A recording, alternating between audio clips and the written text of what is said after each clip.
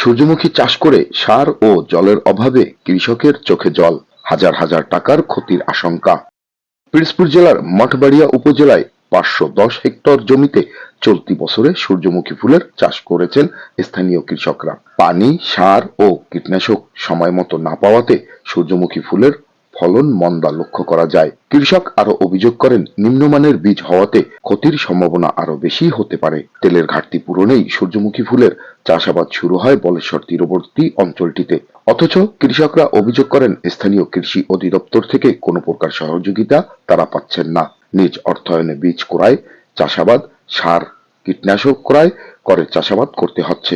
সরকারিভাবে ফসল ক্রয়, বিক্রয় বা সংরক্ষণের কোনো পদক্ষেপ নেই।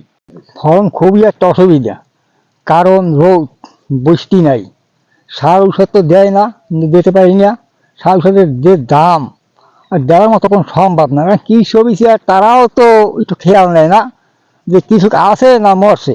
আমি একা না, অনেক হাজার হাজার বিঘা কৃষি এই যে যাইতে আসছে। আর লস হইবে প্রত্যেকের, এমন কোনো মানুষ নাই যে লাভ হইবে। লস হবে, লস হইবে সব, সবে প্রত্যেকের লস হইবে। এই যে দেখতে আছেন, দেখেন ফুল কতটুকু, একটা একটা কোক গাড়ি, ৫ বছর গাড়ি হইবে, এর বেশি এ রইবে। আর না আমরা নিজস্ব ভাবে আমরা নিজেরা কিনে আনছি। আমরা সরকার কোনো কিছু দেয় না বা হতাহত কিছু দেয় না, আমরা নিজেরা কিনি।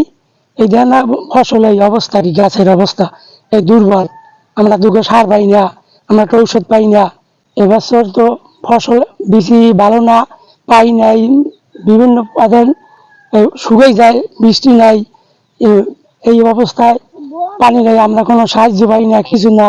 আমরা কেউ খোঁজ খবর লয় না যে আপনারা কৃষি দেন, আপনাদের পাশে থাকি, আমরা চেষ্টা করেন, আমরা দেখবো না। আমরা কোনো বিষয়ে আমরা কোনো কায়দায় কোনো সুযোগ সুবিধা পাই না। আমি জায়গায় ফুলের চাষ করি, অনেক চাষবাস করি, প্রত্যেক বছরই করি, এবছরও করছি।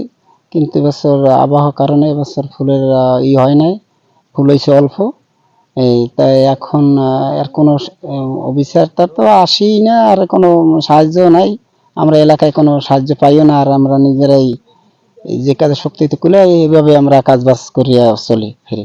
সার ঔষধ এখন তো 2200 টাকা, 2300-2400 টাকা করে সারের বস্তা কিনে হইপারে এইতে বক্ষণ করছি। এখন তেলের যেই পরিমাণের দাম, যেখানে এইটা যদি কিছু আমাদের কৃষি ভাইরা কিছু একটা করে দেশের জন্য করতে পারে, এটা আমাদের দেশেরই উন্নয়ন।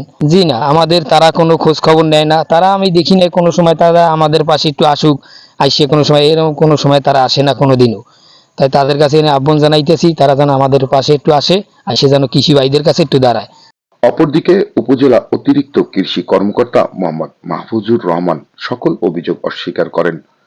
ফসল বা বীজ সংরক্ষণের জন্য কোনো পদক্ষেপ গ্রহণ করা হয়েছে কিনা জানতে চাইলে তিনি গণমাধ্যমকে জানান, আমাদের মঠবাড়িয়া উপজেলায় আমাদের 11টি ইউনিয়ন রয়েছে। 11টি ইউনিয়নে আমাদের ৫১০ হেক্টরের মতো আমাদের সূর্যমুখীর এবছর আবাদ হয়েছে। তার ভিতরে আমাদের হাইসান ৩৩ এবং হাইসান ৩৬ এই দুইটি জাতের আবাদ বেশি। এই দুইটি জাতি হাইব্রিড জাত। আমাদের কৃষি অফিস থেকে আমরা আসলে চাষিদের সবসময় আসলে সহায়তা করি এবং আগামীতে এটা বলবৎ থাকবে।